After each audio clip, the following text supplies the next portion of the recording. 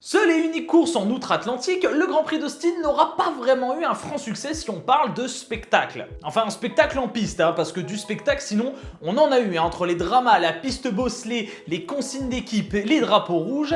Honnêtement, on a vu mieux en termes de Grand Prix MotoGP. Mais malgré tout, on va quand même faire un débrief puisqu'il y a pas mal de choses à dire. Bonjour à tous et à toutes, c'est Kenpi, j'espère que vous allez bien et bienvenue pour la dernière ligne droite des débriefs MotoGP. Après celui-ci, il n'en restera plus que 3. Il s'est passé beaucoup de choses au Texas et on va revenir sur les 3 courses bien sûr, mais on va aussi revenir en toute fin de vidéo sur 3 sujets. Tout d'abord, l'accident en Moto 3 avec la pénalité de Denis Ondjou, le petit passage sur le circuit très bosselé et le fait que les motos y roulent quand même alors qu'il n'a pas été resurfacé, mais aussi un petit mot sur les consignes d'équipe. Donc restez bien jusqu'à la toute fin, je vais donner mon avis sur ces sujets et je vous invite aussi à en faire de même dans les commentaires. Et puis bien sûr, si la vidéo vous plaît, pensez à la liker et à vous abonner. Commençons justement par la Moto 3. Les rookies étaient en forme aujourd'hui puisque c'est Javier Artigas qui fera le meilleur départ, suivi d'un Izan Guevara absolument survolté. Peut-être même un petit peu trop survolté pour Javier Artigas puisqu'il fera un jump start, départ anticipé, la pénalité tombe, 2 long laps à effectuer. Long lap qu'il fera en 2 temps et qui permet d'ailleurs à Izan Guevara de prendre la tête des opérations. Un format de course Moto 3 habituel qu'on retrouve un petit peu, ça faisait longtemps qu'on n'en avait pas vu des courses comme ça, avec vraiment un grand groupe qui se suit roue dans roue, jusqu'au drapeau rouge. Et oui, un drapeau rouge est venu stopper cette course, il est brandi suite à l'énorme high side de Philippe Salac qui restera à terre très longtemps et malheureusement on n'a pas pu l'évacuer. Pile à temps, on a dû mettre un drapeau rouge. Quant à Philippe Salac, le pilote est déclaré conscient, il est évacué sur civière et est emmené à l'hôpital pour plusieurs examens. On espère sincèrement le revoir très vite en piste. Après ce drapeau rouge, les pilotes se préparaient donc à se remettre sur la grille de départ et l'ordre est pris au 7e tour de la première course avant le drapeau rouge et on repart pour un format sprint, 5 tours seulement. Et c'est de nouveau Izan Guevara qui fera le hold shot devant un Denis Ondjou survolté à son tour, qui d'ailleurs arrivera même à le dépasser, à le repasser, bref, une petite bataille commence dès le premier tour de cette deuxième course. Avantage pour Izan Guevara qu'il ne gardera pas très longtemps malheureusement puisqu'il a un problème technique sur sa moto, visiblement situé à l'arrière, qui le contraint à l'abandon. C'est donc au tour de John McPhee de récupérer le lead de la course, mais pendant un temps seulement. Pourquoi? Eh bien parce qu'un nouveau drapeau rouge est brandi en fait. Deuxième drapeau rouge, aussi à cause d'une chute, mais cette fois-ci sur un accident extrêmement violent. Et on ne sait par quel miracle, tous les pilotes vont bien, et tant mieux d'ailleurs. Ce sera d'ailleurs le dernier acte de la course, puisqu'après ce drapeau rouge, il n'y aura aucun départ, on mettra un terme à cette course Moto 3. Le crash, il n'est pas très compliqué à comprendre. Denis Ondjou était dans la roue de Jérémy Alcoba, avec l'aspiration le passe, essaye de se rabattre devant, mais se rabat trop tôt. Alcoba ne peut donc rien faire, touche la roue de Denis Ondjou, tombe, et derrière, ni Andrea Mignot ni Pedro Acosta n'arriveront à éviter la moto, ils la percuteront de plein fouet. Ils s'envolent dans les airs, atterrissent durement, et pourtant se relèvent. Et on a même vu d'ailleurs Pedro Acosta rigoler en rentrant dans les stands.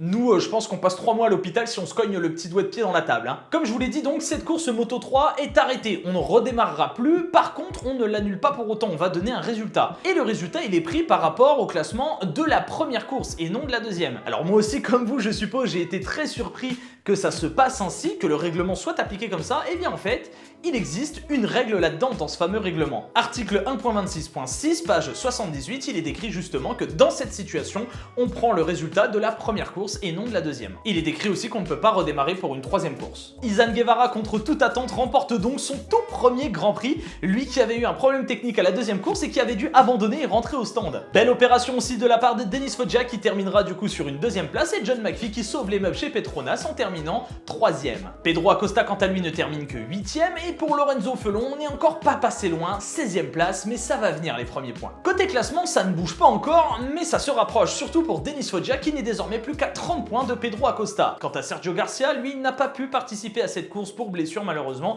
et se voit assez loin désormais. 50 points de retard, bien sûr ce n'est pas impossible, mais ça va être très compliqué. Après cette course bien trop mouvementée en Moto 3, on laissait place à quelque chose de beaucoup plus calme en Moto 2. Et si l'on devait attribuer un nom dans le dictionnaire au mot parfait, ce serait très certainement celui de Raúl Fernandez, qui a fait un week-end absolument sans faute puisqu'il a fini premier à absolument toutes les séances. Il fallait donc maintenant conclure pour la course. Et dès le début, pole position, all shot, il creuse un écart très rapidement. Vous voyez comment ça va se finir, j'imagine. De là, on ne le reverra plus tout simplement. Rémi Gardner suivait le pas avec Fabio Di Giannantonio et Marco Bezzecchi avant que le local de l'étape Cameron Beaubier ne vienne s'interposer et leur donner du fil à retordre. Mais il ne parviendra pas à tenir un tel rythme tout du long de la course, cela étant, il fera quand même un bon résultat puisqu'il terminera 5ème. Devant, Rémi Gardner donnera le maximum pour revenir sur Raoul Fernandez et il en donnera un peu trop justement puisqu'il partira à la faute à mi-course. Catastrophe totale pour l'Australien qui perd 25 points hyper précieux au championnat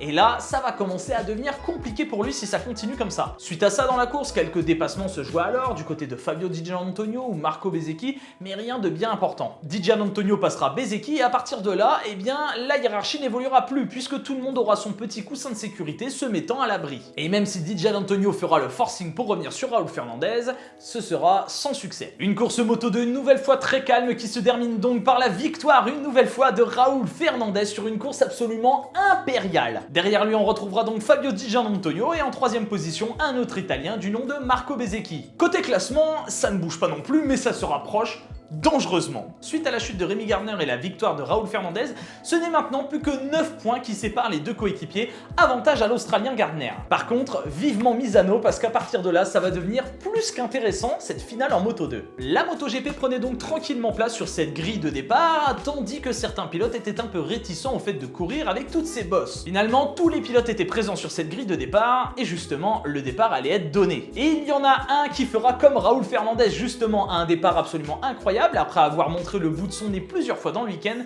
c'est Marc Marquez tout simplement. Pour une fois, il ne fait pas la pole position, en revanche, il fera le all shot et dès qu'il sera en tête, à partir de là, il partira et plus personne ne le reverra. Derrière lui, Fabio Quartararo prendra la 2ème place sur Alex Rins et Francesco Bagnaia avant qu'un certain Jorge Martin ne vienne aussi lui fouiller dans les affaires des autres. Il arrivera à remonter jusqu'à la 3ème place mais butera contre Fabio Quartararo, ne trouvant aucun moyen de le dépasser et même dès là, Fabio arrivera même à s'éloigner de lui. Martin perdra donc un petit peu de terrain face aux Français, se fera même doubler par Alex Rins et un Jack Miller survolté qui remonte tout le peloton. Pendant ce temps, une première chute arrivait un petit peu plus loin derrière, celle de Takaaki Nakagami. Et c'est bien dommage puisque Nakagami avait quand même un bon rythme tout le week-end et surtout, il a été un moment le pilote le plus rapide en course, plus rapide que les leaders encore, sauf qu'il était dernier suite à sa chute. Un autre pilote qui partira à la faute après une 2ème partie de saison très difficile, c'est Johann Zarco. Une nouvelle fois 0 pointé pour le pilote Pramac, c'est difficile pour Johann. Et puis on peut aussi noter une nouvelle chute pour Aleix Espargaro cette fois-ci en course, c'est la 5ème du week-end, c'est à oublier vraiment ces 3 jours-là pour Aleix. Devant, Marquez continuait à augmenter son écart sur Quartararo pendant que Francesco Bagnaia reprenait du poil de la bête et allait doubler Alex Rins. Devant lui se trouvait alors son coéquipier Jack Miller et là, on ne s'y attendait pas.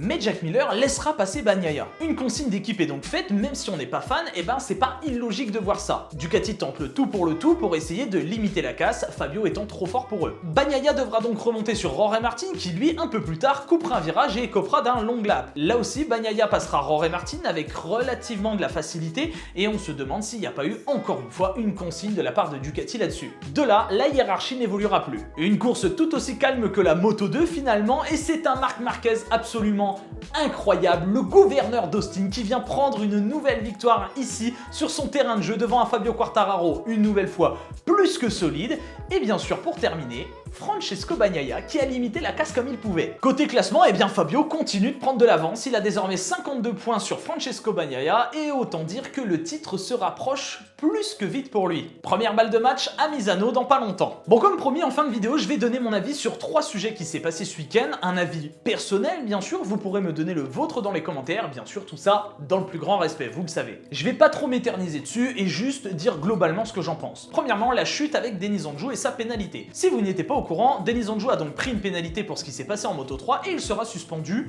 2 courses. Alors moi pour le coup, j'estime que c'est un fait de course ce qui s'est passé. En revanche, je suis d'accord avec cette pénalité. J'adore Denis Ondjou, c'est un pilote adorable qui est vraiment talentueux, gentil et tout, mais ce qui s'est passé là est extrêmement dangereux. On est d'accord pour dire qu'il ne l'a absolument pas fait exprès, que ce n'était pas intentionnel, c'est vraiment pas de chance pour lui. Seulement je vous propose cette réflexion là, si on ne pénalise pas ça, qu'est-ce qu'on pénalise alors? Et si on pénalise ça seulement par quelques points ou partir depuis la voie des stands, qu'est-ce qu'on pénalise réellement? Pour moi, la pénalité est justifiée. On pourrait débattre à savoir si c'est une trop grosse pénalité ou pas assez grosse, mais en tout cas, il fallait pénaliser Denis Hongju. Il faut montrer à ces pilotes-là que se rabattre comme ça sur la trajectoire sans vraiment faire attention, même s'ils n'ont pas de rétroviseur et qu'ils n'ont pas le temps de se retourner, ça reste dangereux et grave de conséquences. Par chance, personne n'a été blessé, mais quand même, je suis d'accord avec cette pénalité pour Denis Hongju. Voilà. Concernant Austin et les boss, je sais pas trop quoi dire. Déjà, il y a quelque chose qui est bizarre, c'est de faire Austin, Misano, Austin. Je comprends pas trop la logique et j'ai l'impression qu'on a juste fait ça pour dire regardez, on a mis un Grand Prix aux États-Unis, on a réussi notre pari. Pour moi, c'était pas vraiment utile de faire ça, mais ça, c'est que mon avis personnel. Et concernant la piste, elle est défoncée, on peut pas dire le contraire. Je trouve quand même ça fou qu'on les fasse rouler sur une piste aussi délicate et aussi dangereuse. Parce que quand on arrive au virage 10 et qu'on voit les motos faire ça à pleine vitesse, mais si jamais ils s'envolent à cause d'une bosse, c'est catastrophique. Si on se blesse à cause des conditions de piste, c'est catastrophique. Alors oui, ce sont les meilleurs pilotes du monde, mais ils sont censés rouler sur les meilleures pistes du monde. Et là, dans l'état, Austin, même si c'est une piste très appréciée de base par les pilotes, elle n'est pas vraiment dans un bon état, elle est même dans un état déplorable. Donc j'espère que pour l'an prochain, quand même, ils pourront rouler dans des meilleures conditions. Et enfin, on termine avec les consignes d'équipe chez Ducati. Alors là, vaste sujet et j'ai un avis très tranché là-dessus. Personnellement, je déteste les consignes d'équipe. Je trouve que ça ne sert pas le sport, ça dessert même le sport, ça ne l'aide pas du tout et je trouve pas ça vraiment beau ni fair play. Cela étant, parce qu'il faut aussi voir ça sous un autre angle, ce n'est en aucun cas interdit et ce genre de fair play n'est pas pénalisé en MotoGP. Il n'y a aucune règle qui dit que ça peut être pénalisé ça. On a totalement le droit et je comprends parfaitement, je trouve ça logique que Ducati abatte vraiment toutes ses cartes. Fabio étant trop fort pour Bagnaia, on essaye de réduire la casse au maximum et de mettre toutes les chances de notre côté. Imaginez-vous en tant que team manager, est-ce que vous n'auriez pas envie de dire si jamais toi t'es devant lui parce que lui il a besoin de ça pour le championnat, est-ce que tu peux le laisser passer s'il te plaît? Il faut vraiment qu'on donne le tout pour le tout. Ils veulent pas regretter de ne pas avoir tenté ça. Sachez que les consignes d'équipe, ça existait avant, ça existe maintenant et ça existera encore dans le futur, sauf si une règle l'interdit bien sûr. Et même là encore, je suis sûr qu'il y aura un moyen pour contourner tout ça. Mais je voulais revenir sur autre chose aussi, j'ai pas autant entendu de bruit quand c'est les pilotes qui ont laissé passer Valentino Rossi à Valencia en 2015 pour lui donner des chances pour le titre. Et qu'on vienne pas me dire que c'était une autre situation, c'était la même situation. On a laissé passer Valentino Rossi pour réduire au maximum l'écart de points, comme ça si jamais on arrivait à faire quelque chose de bon, on prenait des points, et beaucoup de points même. C'est exactement la même situation. Et encore autre chose, imaginez que c'était Franco Morbidelli qui laissait passer Fabio. Alors oui, dans l'état, Franco Morbidelli est loin derrière, Fabio est loin devant et il n'a besoin de personne pour marquer ses points. Mais imaginez, moi personnellement je pense qu'on n'aurait pas autant entendu de drama, de bordel si je puis me permettre l'expression, si c'était arrivé avec Fabio ou même avec Johann Zarco. En fait il faut remettre tout ça dans le contexte. Francesco Bagnaia n'est pas au niveau de Fabio Quartararo cette année, ou en tout cas il est un poil en dessous, et ils ont besoin de ça, Ducati, pour essayer de limiter la casse. On a besoin de mettre toutes les chances de notre côté pour aller chercher un titre de champion du monde. Certes, c'est pas très beau, mais je pense qu'on s'attarde un peu trop sur ce sujet-là. C'est pas beau, mais c'est comme ça, il n'y a pas mort d'homme quoi. D'autant plus que bon, Fabio a fini quand même devant, il marque quand même de très gros points. Je pense que c'est pas nécessaire de gueuler autant. C'est bon, il va être champion les gars. Enfin bref, normalement notre Fabio il va être champion. C'est ça qui compte bien entendu, donc je pense qu'on n'a pas besoin de s'attarder sur ce genre de détails. En tout cas tout ça c'était mes avis personnels, j'attends les vôtres dans les commentaires et j'espère que cette vidéo vous a plu. Ce Grand Prix d'Austin n'était pas le meilleur qu'on ait vu, j'espère qu'à Misano ça sera mieux. Si la vidéo vous a plu, je vous invite à la liker, la commenter, la partager. N'oubliez pas de vous abonner, de cliquer sur la petite cloche si ce n'est pas déjà fait. Quant à moi je vous laisse, je vous donne rendez-vous jeudi pour une prochaine vidéo qui sera d'ailleurs une FAQ. D'ici là prenez soin de vous, portez-vous bien et à tous.